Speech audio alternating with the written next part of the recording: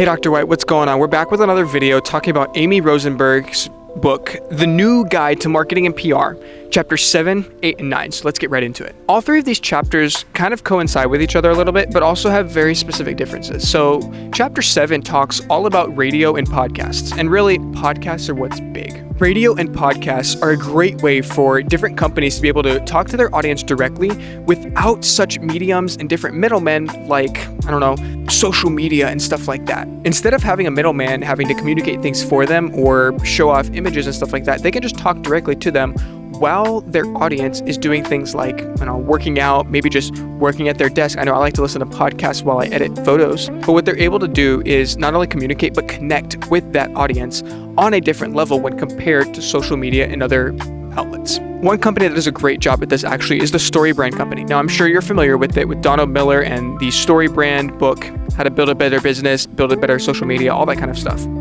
Their podcast, the Story Brand podcast, as well as the Business Made Simple podcast, what they actually used to do, and I'm not sure if they really do this anymore, is they used to bring in a small business owner and just look over their website with them and talk about what was going wrong with it and how they could fix it. They would also give some praise when it was due, but usually it was an awful website that they were looking at. And in my mind, that created a lot of trust with this company. I had already read the books, but after I read the books and when I started listening to the podcast, that's when I really was like, oh, this is legit. This is what I'm supposed to be doing. And that's when I started really listening to what they were saying. Chapter 8 is all about operating like a newsroom. Your PR team should act like a newsroom in that you should constantly be creating relevant media. We're not talking about a newsroom where you're writing stories all the time. We're talking a newsroom, like a news media company room, where you're making your own owned media.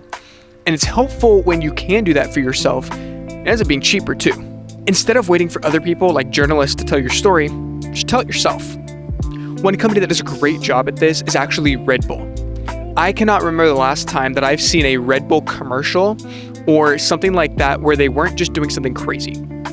Red Bull is known, yes, as a drink company, but they are more known for their extreme sports and their sponsoring of crazy events. One of the most well-known ones is the event, I forget what it's called right now, but it's where these people build these model airplanes, but they're like giant. They're supposed to have a person riding them, and they launch off a platform over water. 99% of them fail, but it's one of the most entertaining things, and Red Bull actually ends up making a ton of money off of them because they're the main sponsors and producers of this event. Red Bull knows their target audience better than anybody else, and they know that their target audience is going to watch the extreme sports that they put out. In chapter 9, it's all about your PR cheats. This chapter provides practical tips for your PR team in creating media that actually matters. We're talking about consistent messaging, engaging hooks. I often use a hook at the beginning of all of my videos to get you to actually pay attention to what I'm saying. A brand that does a really good job at this is Duolingo. They not only personify their mascot Duo, but they use him in a variety of different ways. They use things like humor, trends, especially trends. They hop on trends really, really fast, and that's one thing that really sets them apart.